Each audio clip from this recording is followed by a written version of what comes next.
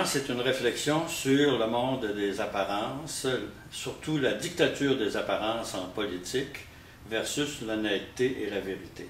Scholl disait au 19e siècle que l'apparence, c'est un rideau derrière lequel on peut faire tout ce qu'on veut, mais qu'il faut tirer de temps à autre. Ainsi, dans l'ombre de la colline, je montre comment la présence d'une institution comme le gouvernement fédéral peut avoir une influence sur le quotidien des gens qui y travaillent et qui habitent même de l'autre côté de la rivière.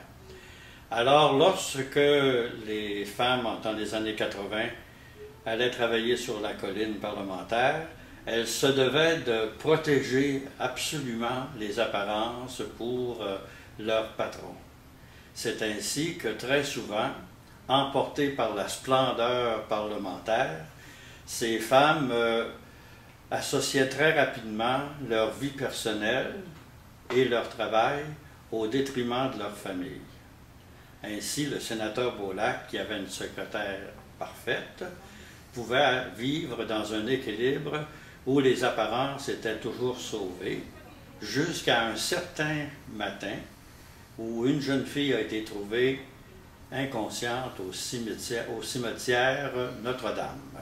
Suite à cette découverte, il y a une enquête policière qui permet au mari de Rita de se rendre compte à quel point le monde des apparences dans lequel sa femme est plongée ne correspond pas du tout à la réalité. Donc, il divorce, il laisse sa femme, laisse la place au sénateur et entreprend d'aider la policière, le lieutenant Lebras, à trouver les responsables de la disparition et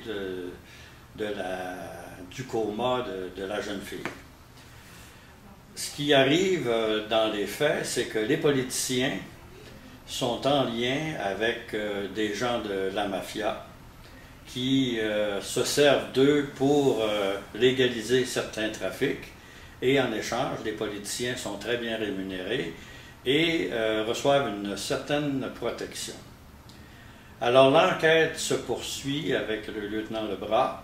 On monte un dossier incroyable, mais comme il est impossible dans ce monde des apparences d'apporter une preuve concrète, on sait qui sont les coupables, on sait quels crimes ils ont commis, mais il n'y a pas moyen de le prouver. Alors c'est justement ce que raconte L'ombre de la colline, édité aux éditions Les Mots en toile.